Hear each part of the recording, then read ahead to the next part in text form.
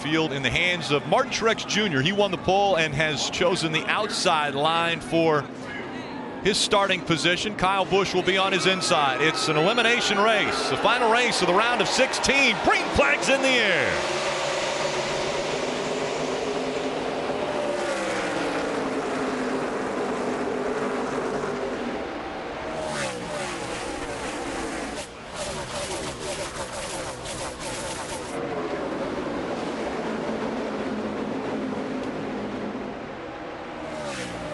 Kyle Busch lost the second spot.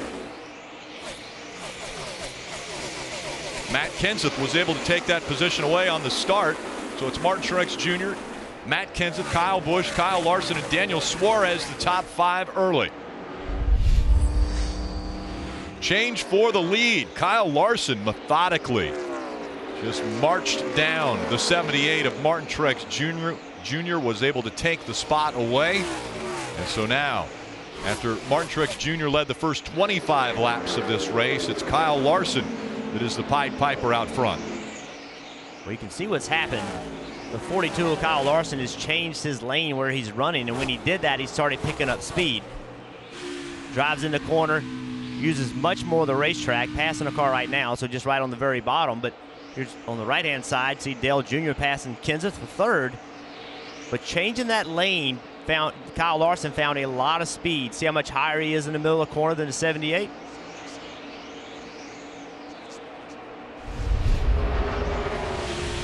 See right here, this is where the advantage is. He drives in turn 3, kind of breaks even right there, but stands in the gas. Now he's got a big run, caught Martin Truex Jr. trying to pass a lap car, was able to take advantage of him, but he got to him by changing lanes. Now the danger in changing lanes is that there is a belief that running the high lane early is much harder on tires when the track's not rubbered up. We'll have to see the impact on the 42, but there are some people that are afraid to run high early in this race. Kyle Larson still out front, has a 0.3 of a second lead over Martin Truex Jr. That used to be about a second, and so Martin Truex Jr. has reeled in the race leader. Dale Earnhardt Jr. also has been running well. He is in the 3rd position. Harvick, Hamlin, Chase Elliott, Kenseth, Kyle Busch, Daniel Suarez, and Jimmy Johnson all in the top 10.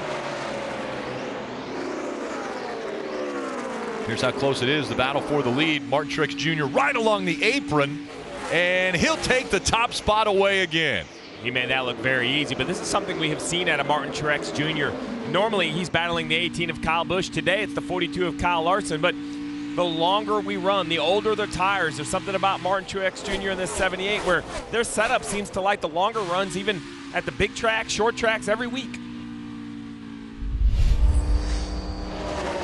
Still out on the racetrack, Kyle Busch, Brad Keselowski, Ricky Stenhouse Jr. maybe trying to use a little strategy here, hoping that a caution may come out and catch. He's got to get it, Rick. He's got to get it. There's a car in the barrels on the entrance of pit road. Much like you pointed out, Jeff, it's so difficult. Jeffrey Earnhardt was trying to get slowed down. He had to get on the asphalt too soon, lost grip, spun around, and backed into those barrels. And no choice but for NASCAR to throw that caution. The barrels are damaged at the end of this pit road. They cannot let them run without those barrels there. A huge advantage for Ricky Stenhouse Jr. Yeah, you see right here, Jeffrey Earnhardt is just committed, but going too fast. Can't control the race car. Spins around.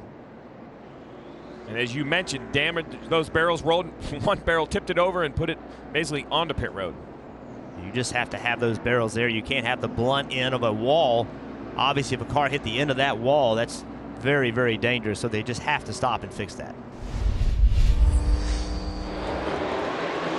Green flag back in the air.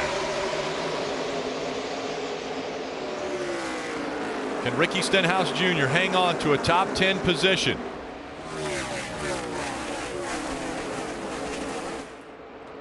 Three wide as they exited turn 2. And 3 wide as they enter 3. Well, look at the 42 of Kyle Larson. We talked about those being lap down cars. Well, he's a lead lap car. He climbs the banking 2 and 3 wide, trying to gain positions, Rick. Kyle Larson continuing that higher line. Eric Almirola in the 43, chasing after the 34 of Landon Castle. Look at the break for the 17. We talked about that call by Brian Patty staying on the racetrack. Well, look at the points. Plus 31. That is a huge shift. Remember, this car was looking at being a lap down. They stay on the racetrack. They get the lucky caution. Now he is still fighting in that third position. There's the gap between 1 and 2. It's the final lap of stage 1. Brad Keselowski has the advantage.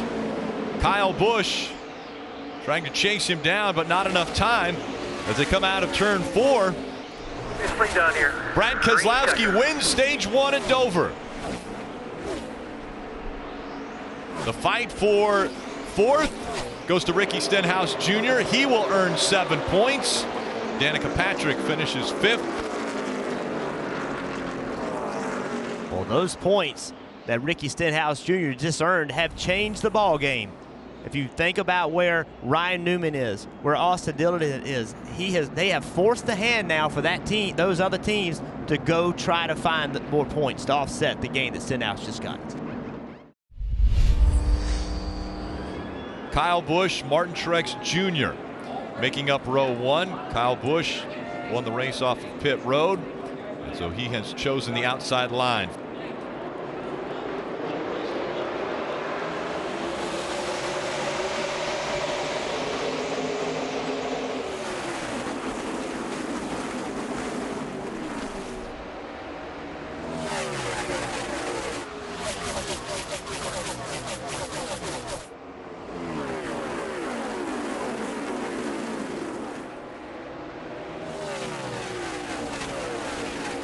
Kyle Larson able to take the 2nd spot away from Martin Truex Jr. Kevin Harvick working to the outside of Chase Elliott.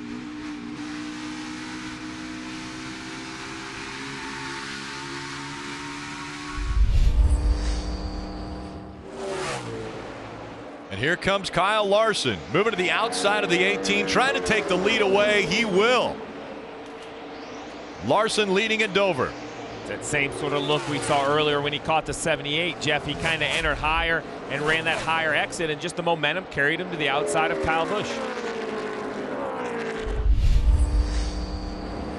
Right here, you can see the 2 cars squared away from him a little bit, but the 48, he's in the gas sooner than the 2 of Keselowski, so now he's going to gain some ground down the front straightaway. And what you're doing as a driver, Rick, is you're hoping to gain inches, right? Inch here, an inch there, and over 10 laps, now you've gained 2 feet. And that's really the goal. Jimmy Johnson knows he's not going to catch Brad Keselowski. Caution on the racetrack. Smoke coming out of the back of the 55. Here. Caution is out. So what a huge Sorensen. Rick, I was just going to tell you, what a huge break. It was reported, think about Kurt Busch, Austin Dillon, those big gambles to stay on the racetrack and take a wave around by their crew chiefs. They were getting close. They were only a handful of laps away from pit road. This yellow has made it, has given them back their lap. Now they're on the lead lap. They come to pit road with everyone else. It kind of resets the day. This restart, we're going to ride along with Ricky Stenhouse Jr. Ricky Stenhouse Jr. in the 17 is restarting 16th.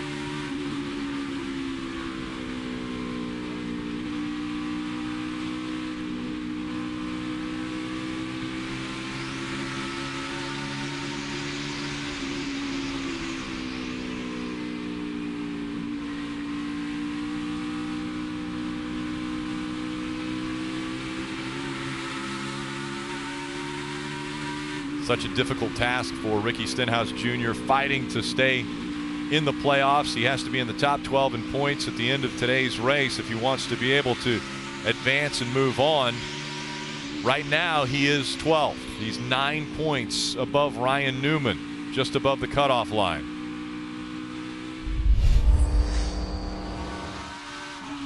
4 has a little trouble right here. We're listening into the 4 on the right side of your screen. I heard Rodney Childress talk about the lug nuts. Dave, the 4's coming to pit road. 30 laps ago, Kevin started asking, how long till I have to pit?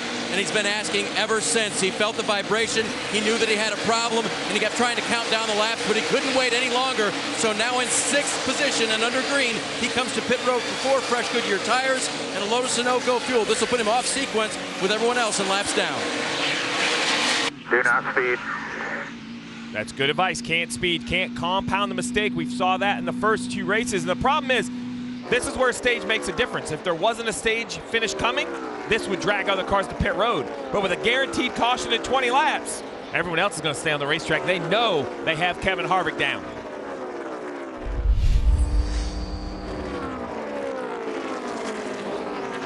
The last lap for stage 2. And again, it's Kyle Larson out front.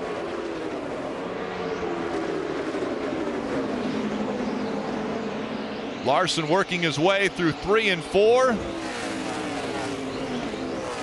And Kyle Larson will win stage 2 at Dover.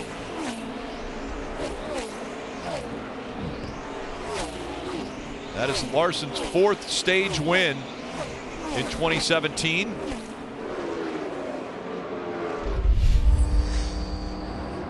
Coming back to the restart, it's Chase Elliott on the outside. Martin Truex Jr. on the inside.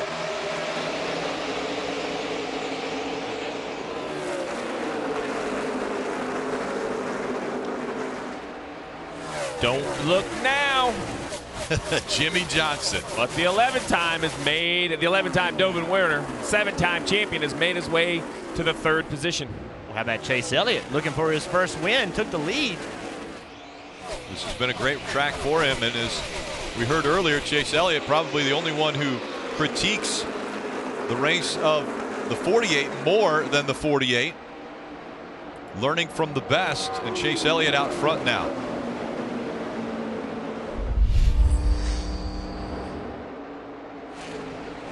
Chase Elliott continues to hug right along the apron, but look at the 18. He's closed the gap. The 18 almost on the back bumper of the 24. The 18 has absolutely nothing to lose. He's already advanced into the next round of playoffs. He's just trying to get more points.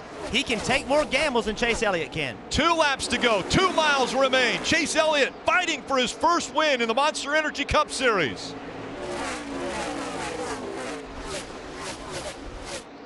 Here comes the 18 on the outside. Chase Elliott trying to hold on the bottom. The momentum on the high side. Kyle Busch is going to pass him for the lead. 1 lap to go.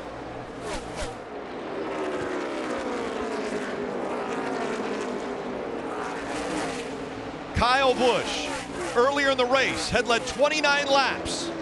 But as he goes by the 24, Kyle Busch looking to get back to victory lane. He makes his way out of turn 4. Kyle Busch is going to win at Dover.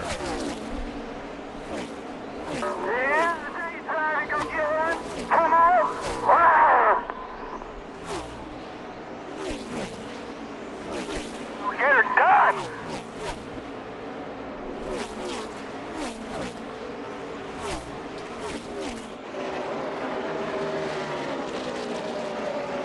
At the end of the race, 2 points separated, the 17 and the 31. 17 of Ricky Stenhouse Jr. is going to advance to the round of 12.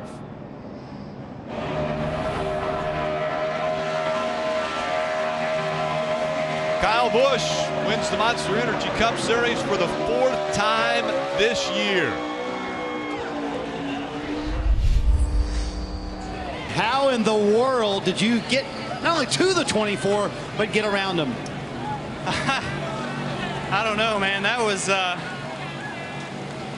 hard fought. That was everything I had, obviously. I was trying to get there and got stuck there for a few laps. Wasn't sure I was going to make it all the way. And then I was like, you know what? I got to try the top again. The top had been working. It kind of got me there. And I got up there, got to the top, and got rim riding and got the momentum on the straightaways, and that carried me by the 24. So, man, just awesome. Awesome M&M's Caramel Camry. Wasn't that great in the beginning of the day.